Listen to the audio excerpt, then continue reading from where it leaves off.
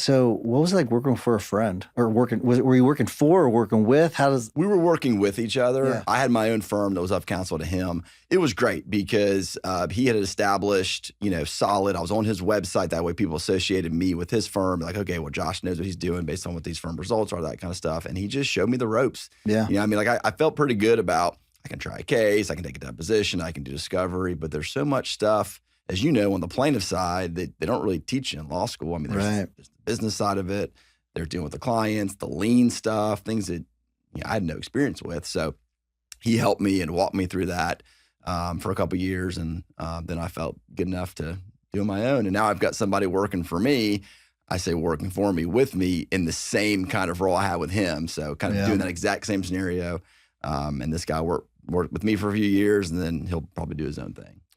Were there ever any talks about partnering up?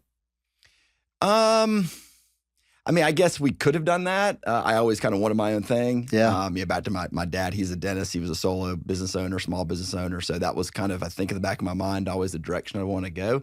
I loved having partners in the defense firm, but I love now just being by myself, being solo, because it kind of goes back to what you led off with, which is it allows me to be beholden to only myself and only do the firm I want, as opposed to if you're with a partner, with your friend, you're like, well, I got to do certain things to live at mine in the bargain with him or her.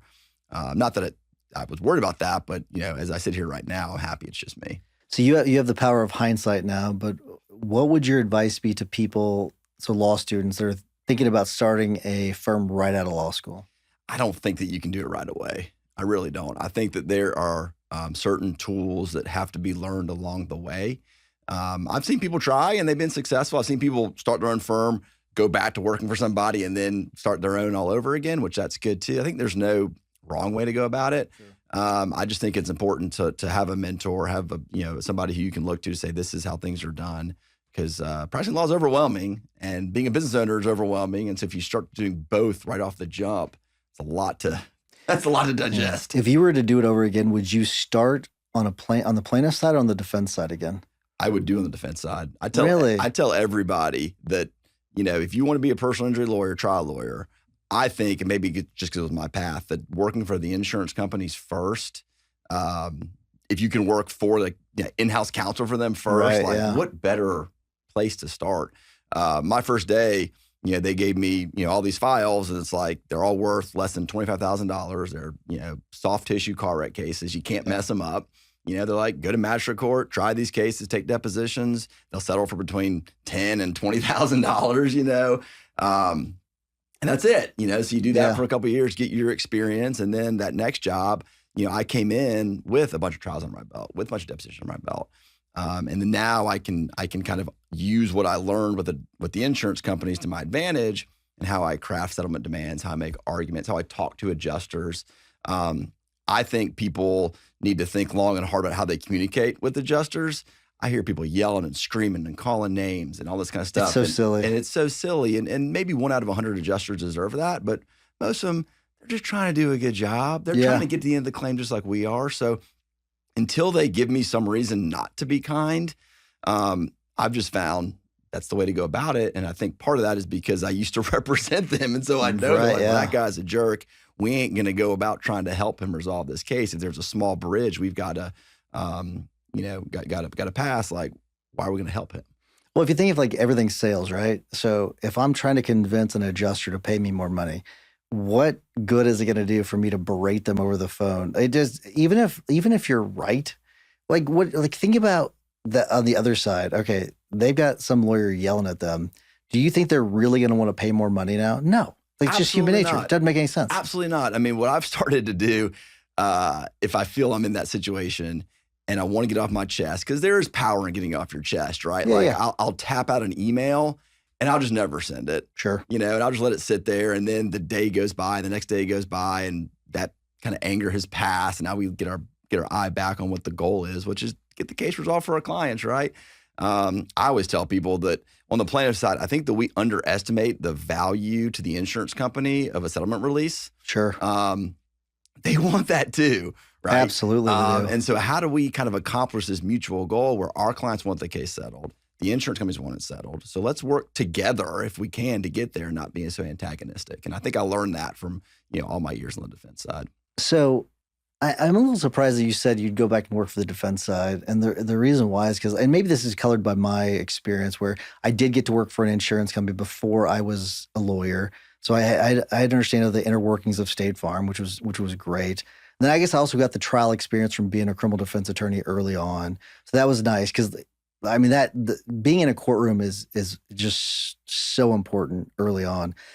But the problem I've seen is when we've tried to hire former insurance defense lawyers, like rewiring their brain is almost impossible sometimes, where like they get in that mindset where nothing is a case. And so how did you get past that? We call them true believers, right? Yes. They drink the Kool-Aid. And there's plaintiffs lawyers like that too, by the way. So I'm not saying just this is defense a lawyers. $1 billion case. Yeah. You got policy limits 25,000 is what that case is. Some people can't be, right? Yep. And I think that's just that person for whatever reason is just designed for that job. And that's great. I mean, the insurance industry, they needs those good advocates as well. So I think you have to just identify the ones that the person who's worked for me, Derek Cooper, his background is identical to mine, coming from the defense lawyer world.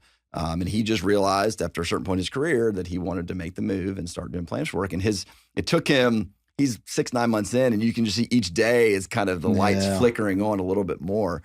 He's thinking about it in a way, oh yeah, that makes sense. So it's kind of cool when that moment comes.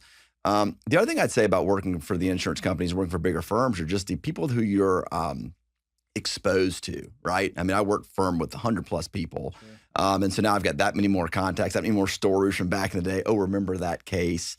I've found, at least in Georgia, most of the plaintiff's offices are smaller. And so the people who you work with are just a smaller pool. Sure. So my network is just by definition bigger, which is helping now in referrals and those kind of things. And again, it's like going to Braves games with folks from 15 years ago. I always say, like, remember when is kind of a fun conversation. Some people say that's like, sorry, conversation. Remember when? I disagree. Yeah. I love it. Remember that case back then? It's fun. It's fun to me. No, I mean, I agree.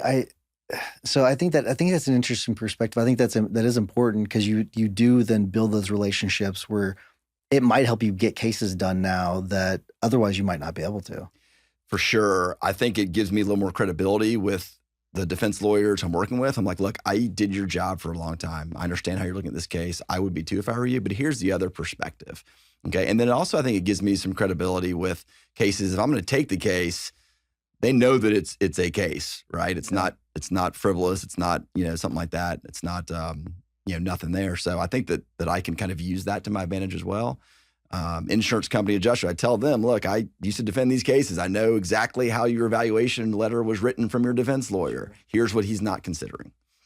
Interesting. Okay. I mean, listen, I don't know if I'm convinced yet, but I'm leaning. How much time we got? Yeah. I'm sort of understanding the perspective more. So I think that makes sense. But I do think I agree with you though about could you do it? Could you start out of law school? Yeah. But there's just so much if we just kind of take each component, like you got the legal side of things, you've got the business side of things. There's so much just within those components that just starting right out it's such a hard thing to do. I have a friend who is very good at business. He's very good at marketing. He's very good at being a lawyer, probably a lot like you. Those people are hard to find, right? Like I call that kind of a unicorn type of an ability. And so you're not going to know which of those three or all of those three you're good at until you've kind of done it. And so, I always thought, like, give yourself a little time to figure out who you are. I have friends that love the business side. They don't want to touch a case. They don't want to touch anything else, but they will run the law firm all day long. I have other friends, they just want to litigate the case. They want to try the case. Don't let them look at a profit and loss statement. They won't know what they're looking at. No. So you have to figure out, like, how to bring those characteristics together. And if it's a partnership or whatever it might be, I think that's the key to making it successful.